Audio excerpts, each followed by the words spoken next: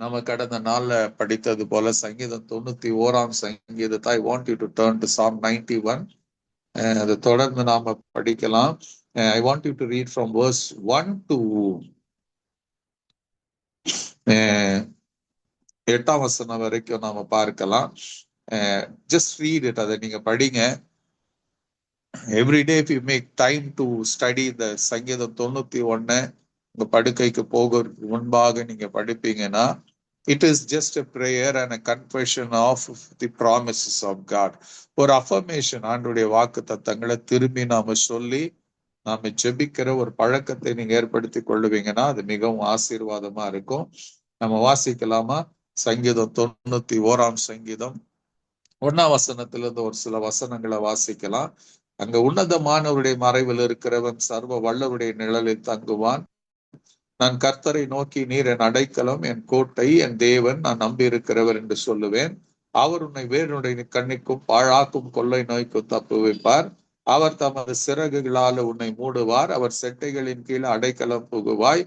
அவருடைய சத்தியம் உனக்கு பரிசையும் கேடகமாகும். இரவில் உண்டாகும் பயங்கரத்துக்கும் பகலில் பறக்கும் வம்புக்கும் இருளில் நடமாடும் கொள்ளை நோய்க்கும் மத்தியானத்தில் பாழாக்கும் சங்காரத்துக்கும் பயப்படாதிருப்பாய். உன் பக்கத்தில் 1000 பேரும் உன் வலதுபுறத்தில் 16,000 பேர் விழுந்தாலும் அது உன்னை அணுகாது. உன் கண்களால் மாத்திரம் அதை நீ பார்த்து துன்மார்க்கருக்கு வரும் பலனை காண்பாய். ஆமென். ஹல்லேலூயா.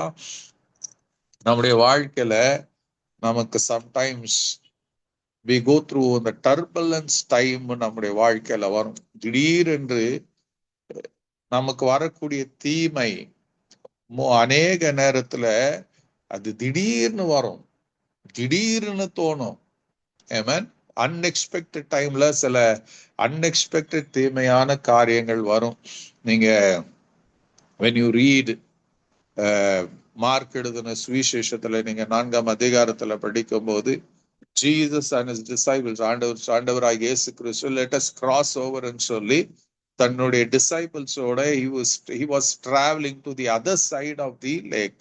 அக்கறைக்கு போகிற வழியில as they were traveling, இயேசு அங்க பின்னணியில தலையணை வைத்து அவர் தூக்கத்துல இருக்கிறாரு, தூங்கி கொண்டு இருக்கிறார். அப்போது பாத்தீங்கன்னா திடீர்னு அந்த இடத்த பாத்தீங்கன்னா ஒரு பலத்த காற்று வருகிறது, புயல் அடிக்குது, தண்ணி the boat is அப்படியே அந்த தண்ணியில ஷேக் ஆகுது, டர்புலன்ஸ் வருகிறது, தண்ணி எல்லாம் போட்டுக்குள்ள வருகிறது. and these specialized fishermen, they couldn't control that situation. அவங்கள எல்லையை மீறி, அவங்களுடைய திறமையை மீறி, அவங்க பலத்தை மிஞ்சி ஒரு சூழ்நிலை ஏற்படுகிறத அந்த இடத்துல பார்க்கலாம். ஆமென். அவங்க என்ன முயற்சி எடுத்தாலும் they were unable to control it. அந்த டர்புலன்ஸ் அவங்களால சரி பண்ண முடியல, அவங்க கண்ட்ரோல் பண்ண முடியல. அந்த நேரத்துல அவர்கள் போய் இயேசுவை எழுப்புறாங்க. ஐயரே, நாங்க மரித்து போகிறது உமக்கு சந்தோஷமா? இந்த மாதிரி நாங்க இவ்வளவு கஷ்டப்படுறோம், நீங்க தூங்கு கொண்டு இருக்கிறீங்களேன்னு சொல்லும் போது இயேசு எழுந்து காற்றையும் கடலையும் அதட்டினார். அடுத்த நிமிஷம் பெரிய சமாதானம் உண்டானது. அப்ப அதை பார்த்து எல்லாருக்கும் ஆச்சரியம் உண்டானது, ஒரு பயம் உண்டானது என்று எழுதப்படுகிறது. சோ இந்த டர்புலன்ஸுங்கிறது, சில ஏமாற்றங்கள்ங்கிறது, சில நம்ம அதை நம்ம when it touches us, நம்மை தாக்கும் போது, நம்மை தொடும் போது நம்ம ஸ்டம்பிள் ஆகிறோம், நம்ம தடுமாறி விடுகிறோம். நமக்கு என்ன செய்வது என்று தெரியாத ஒரு சூழ்நிலைக்கு தள்ளப்படுகிறோம். சோ அப்படியாப்பட்ட சூழ்நிலைகள் வராதுன்னு சொல்லல, பைபிள் நமக்கு சொல்லுகிறது. ஏசாயா 59ஆம் அதிகாரத்துல படிக்கும் போது சத்ரு வெள்ளம் போல வருவானா. when the enemy comes, he will come like a flood. ஹல்லேலூயா. அதே ஏசாயால இருக்குது, உனக்கு விரோதமா எழும்புகிற ஆயுதங்கள் சிலது எழும்புமா. ஆமென். when it comes, அது நம்மால தாங்க முடியாதுன்னு வேதனை. அந்த it will destroy, it will disrupt our natural, சாதாரணமான வாழ்க்கை. அது நமக்கு என்ன பண்ண, ஒரு கலக்கத்தை, ஒரு மாற்றத்தை, ஒரு பலவீனத்தை, ஒரு பயத்தை கொண்டு வந்து விடும். ஆமென். ஹல்லேலூயா. சோ ஒவ்வொருடைய வாழ்க்கையிலும் ஏதோ ஒரு சூழ்நிலையில, ஏதோ ஒரு சமயத்துல இந்த அனுபவங்கள் வந்திருக்கும். இங்க சங்கீதக்காரன் 91ல அதுதான் எழுதுகிறான். ஆமென். ஒரு டர்புலன்ஸ், அந்த டர்புலன்ஸ் நம்மை தாக்கும். அந்த டர்புலன்ஸ் வரும்போது அந்த போராட்டம், அந்த ஒரு புயல், அந்த சைக்ளோனுடைய ஒரு காரியம், இல்ல ஒரு சுனாமி போல ஒரு தீமையான காரியம் வரும், வராதுன்னு சொல்லல. அது வருவதற்கு முன்பாக பிரிகாஷனரி ஒரு சேஃப்டியை தான் இங்கே எழுதப்படுகிறது. அப்போ அந்த சேஃப்டி எங்க இருக்குதுன்னு சங்கீதக்காரன் சொல்லுகிறான் பாத்தீங்கன்னா, it's in the presence of God. உன்னதமானுடைய மறைவில், சர்வ வல்லருடைய நிழலில் தங்குகிறவன். So when a person chooses the presence of God more than anything else, ஒவ்வொரு கர்த்தருடைய பிள்ளைக்கும் கர்த்தருடைய சமூகம், கர்த்தருடைய பிரசன்னம், கர்த்தருடைய அந்த அந்த இடத்துக்கு வரும்போது he is there. அவர் நமக்கு பாதுகாப்பா, அரணா, பெலனா. He chooses. When you choose God, when you choose the presence of God, தேவன் என்ன பண்றார்? He chooses நமக்கு security. He chooses நமக்கு பாதுகாப்புக்கு, நமக்கு பலன், நமக்கு எதிராக வர தீமைக்கு விரோதம் அவர் கொடியேற்றுகிறவரா இருக்கிறார். இங்க சங்கீதக்காரன் சொல்றான், தேவன் எனக்கு உன்னதமானுடைய மறைவில் இருக்கிறவன், சர்வ வல்லருடைய நிழலில் தங்கும் போது அவன் சொல்றான், அந்த இடத்துல தேவன் எனக்கு எப்படி இருக்கிறார்? How God is in the secret place. அந்த உன்னதமானுடைய மறைவுள்ள சர்வ வல்லருடைய அந்த நிழலில how God is. அவன் சொல்றான், தேவன் எனக்கு எப்படி இருக்கிறாருங்க? நீர் எனக்கு அடைக்கலம், எனக்கு கோட்டை, என் தேவன் நான் நம்பி இருக்கிறவர். I will say to the Lord, looking unto him, அவரை பார்த்து, அவருடைய பிரசன்னத்துல, அவருடைய சமூகத்துல அவன் சொல்றான், you are my Lord, you are my refuge, you are my fortress, you are my God, and you are my Lord. அவர் சொல்றார், and I lean and rely in him confidently. Hallelujah. அந்த இடத்துல when you are there, this is God. இதுதான் சங்கீதக்காரன் சொல்றான், என் தேவன் எனக்கு இப்படி இருக்கிறார், அடைக்கலமாக, கோட்டையாக, பெலனாக அவர் இருக்கிறாரு. அவர் இருக்கிறதுனால என்ன நடக்கும்? 3ஆம் வசனத்துல சொல்லும், அவர் உன்னை, hallelujah, anyone chooses to be in the presence of God, anyone chooses Jesus more than anything. உங்க வாழ்க்கையில எல்லாவற்றை காட்டிலும் இயேசுவுக்கு முதலாவது இடத்தை கொடுப்பீங்கன்னா, முதலாவது அவரை தேடுவீங்கன்னா, முதலாவது அவரிடத்துல ஜெபிப்பீங்கன்னா, முதலாவது அவரிடத்துல மன்றாடுவீங்கன்னா, in every situation when you run to Jesus for every need, every want of you. ஒரு பயப்படுகிற நேரம் வருது, ஒரு பலவீனத்தின் நேரம் வருகிறது, ஒரு இழப்பின் நேரம் வருகிறது. We mostly go run to man. The presence of God. அவர் என்ன பண்ணுவாரு? அவர் உன்னை வேறொரு கண்ணிக்கும் பாழாக்கும் கொள்ளை நோய்க்கு அவர் தப்பு வைப்பாரு. Amen. Amazing scripture. அவர் உங்களை தப்பு வைப்பாருங்க. He takes the charge. He takes the control of your life.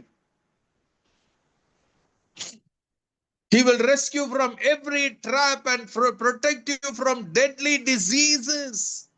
He will do it. But ஒரே ஒரு காரியம், go and hide in Jesus. Hide in Jesus. Just நீங்க ரிலாக்ஸ் பண்ணி இருக்கிற இடத்துல you can call upon the blessed name of Jesus. ஜெபம் இல்லையா? No problem. Just say Jesus, Jesus, இயேசுவேன்னு சொல்லி பாருங்க. You will see a miracle. You will have a miracle. Hallelujah. அடுத்து அதோட நிக்கல. He will cover you with his feathers. He will shelter you with his wings. His faithful promises are your armor and protections. அவர் சொல்லுவாரு, ஹalleluya, அவர் தமது சிறகுகளால் உன்னை மூடுவார். அவர் மறைவில் இருந்து அவர் சொல்ல, he will cover you. அவர் உன்னை மூடிக்கொள்ளுவாரு. நீங்க மூட வேண்டிய அவசியம் கிடையாது. அவர் மூடிக்கொள்ளுவாரு. நீங்க இப்ப you cannot see much. நீங்க தெருக்கல்ல பார்க்க முடியாது. ஒரு காலத்துல அநேக வீடுகள் என்ன பண்ணுவாங்கன்னா, இந்த கோழிகளை வளர்ப்பாங்க. அந்த கோழிகளை வளர்த்து முட்டையிடும். அந்த முட்டைய வச்சு குஞ்சு பொரிப்பாங்க. அந்த ஒரு ஒரு ஒரு சில ஒரு 10 முட்டை 20 முட்டை இப்படி வச்சு அந்த குஞ்சு பறிக்கும். அந்த குஞ்சு பறிச்ச பிறகு அந்த குட்டி குட்டி கோழி குஞ்சுங்க வரும். அப்போ எவ்ரி டே இந்த குஞ்சுங்க என்ன பண்ணும், அந்த தாய் கோழிய பின்னாடியே சுத்தம், அந்த தாய் கோழி கூட்டிட்டு போகும். ஆனா அந்த தாய் கோழி திடீர்னு ஒரு சென்ஸ், ஒரு டேஞ்சர் வருதுன்னு தெரிஞ்ச மாத்திரத்துல நீங்க பார்த்திருப்பீங்களா, ஐ வாட்ச். அப்படியே அந்த அதோடைய ரெக்கைய மேல உயர்த்தும், கொஞ்சம் உயர்த்தும். உடனே இந்த கோழி குஞ்சுகளுக்கு என்ன தெரியுங்க, அது எப்படி அந்த ஆண்டவருடைய படைப்புல இது ஒரு அற்புதமான படைப்பு.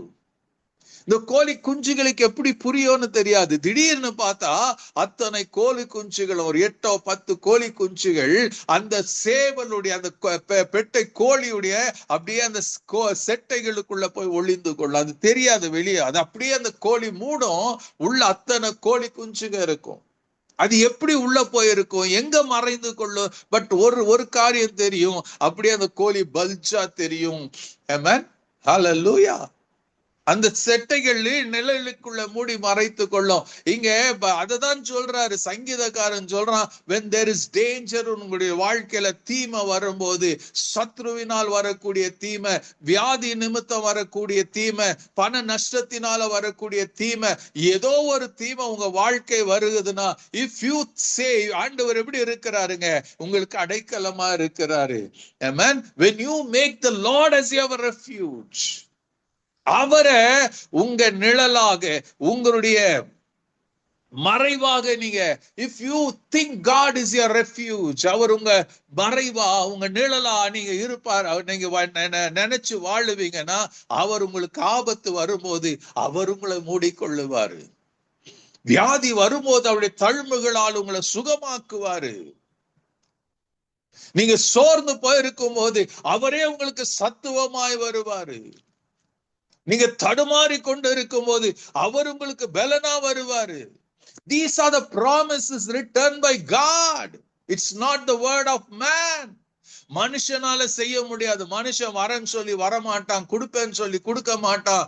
உங்க மனுஷன் துக்கப்படுகிறதை பார்த்து யாருக்கும் அந்த துக்கம் வராது. But when God sees it, he cannot restrain himself. அப்போ உங்களுக்கும் இந்த சத்தத்தை, whoever is going to listen it, இந்த சத்தத்தை கேட்டுக்கொண்டு இருக்கிற உங்களுக்கும் இந்த இரவுல கர்த்தர் அதான் பண்றாரு. என்ன பண்ணுவாருங்க, he will stretch out himself. அந்த கோழி தன்னுடைய செட்டைகளை எப்படி விரிக்கிறதோ அதே போல he will stretch out himself to protect you. அதான் ஏசாயால வாசிக்கிற 59ல, சத்ரு வெள்ளம் போல வரும்போது ஆவியானவர் கொடியேற்றுவாராம். ஆவியானவர் கொடியேற்றுவார்.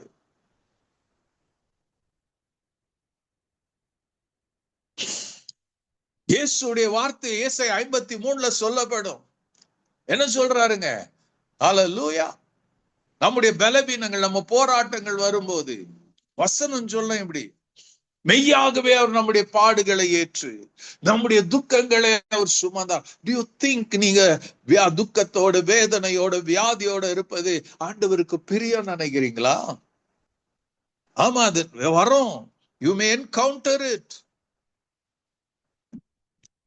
பட் ஒரு காரியம் நிச்சயம் நடக்கும். He rises to your occasion. உங்களுக்கு வேண்டிய சூழ்நிலையில அவர் எழுதல, பட் அவர் அவர் பாதுகாப்பு வரணும்னா, அவருடைய குணமாக்கும் வல்லமை உங்க சரீரத்துல ஊடுருவி பாயணும்னா, ஒரு காரியம் நீங்களும் நானும் செய்ய வேண்டியது என்னன்னா, அவரை உன்னதமானவராகிய அவருடைய மறைவுல learn to hide yourself in the presence of God. நீங்க கேட்கலாம், எப்படிங்க நான் அவருடைய பிரசன்னத்துக்கு வருது, எப்படிங்க நான் அந்த சர்வ வல்லவருடைய நிழல்ல இருக்கிறது? Every day make some time for God. அவர்கிட்ட ஜெபம் பண்ணுங்க, அவரை கூப்பிடுங்க, ஜீசஸ் சொல்லி கூப்பிடுங்க. Amen. Hallelujah. He will come to your rescue. See, நான் இப்பயும் சொல்றேங்க, nobody in this whole earth, when you go through that turbulence time, nobody is able to stand with you, but Jesus will be there. அந்த போட்ல அவர் இயேசு கூட தான் இருந்தாரு. அந்த நேரத்துல தான் வந்தது. அந்த நேரத்துல கூப்பிட்ட மாத்திரத்துல இயேசு சொல்ல, நான் என் தூக்கத்தை ஏன் டிஸ்டர்ப் பண்ணீங்கன்னு சொல்ல, மாறாக he rose up, rebuked it, and அவர்களுக்கு வேண்டிய சமாதான, பயத்திலிருந்து விடுதலை கொடுத்தாரு, சமாதானத்தை உண்டு பண்ணாரு. என்னைக்கு அதுதான் கர்த்தர் செய்ய முடியும். Still we have the same God. அவர் மாறல, அவர் மாறாதவரா இருக்கிறாரு, அவர் மறைஞ்சு போகல. Is still there for you. உங்களுக்காக அவர் இருக்கிறவராகவே இருக்கிற தேவனா இருக்கிறார். ஹல்லேலூயா. கொஞ்சம் யோசிச்சு பாருங்க. இந்த இன்சிடென்ட் நான் அநேக முறை சொல்லி இருக்கிறேன், அநேக இடத்துல நான் சொல்லி இருக்கிறேன். Even tonight I want to say that. Ron Kenoly என்ற ஒரு தேவ மனுஷன், இன்னைக்கு அவர் உயிரோடு அல்ல, மரிச்சு போயிட்டாரு. கொஞ்ச நாளைக்கு, கொஞ்ச மாதங்களுக்கு முன்னாடி he breathed his last on this earth.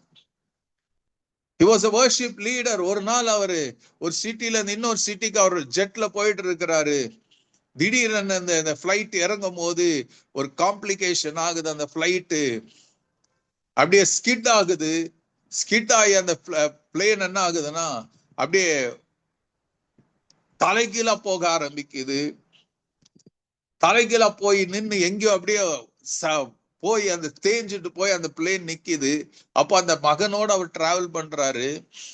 அந்த டிராவல் பண்ற நேரத்துல தன் மகன் அப்படியே இவரு கர்த்தருடைய கிருபைனால அவருக்கு எந்த சேதமும் ஆகல. God protected him. ஆனா போய் பார்க்கிறார், தன்னுடைய மகன் மூச்சு இல்லாம செத்து போனவனாக, அவனை அந்த பெல்ட்டை கழட்டுறாரு. அவன் அப்படியே மரித்தவனாக விழுகிறான். அந்த நேரத்துல அவருக்கு ஒன்னும் தெரியல, என்ன ஜெபம் பண்ணணும்னு தெரியல.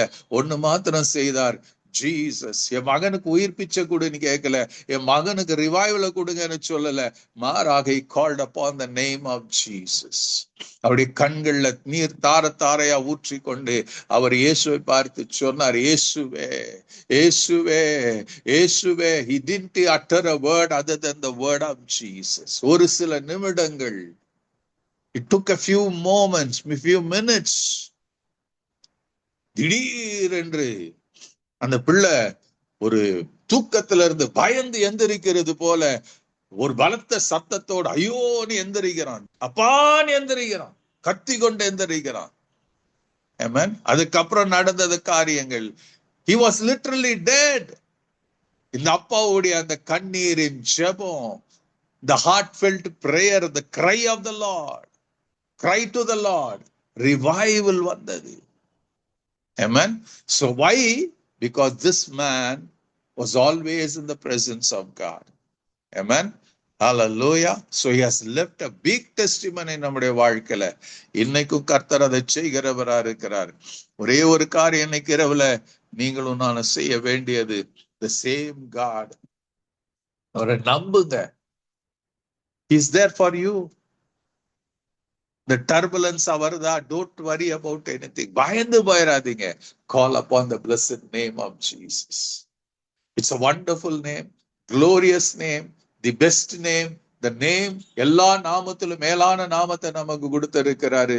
There is அவருடைய நாமத்தினால நடக்காத காரியம் ஒண்ணுல. Everything is possible in his blessed name.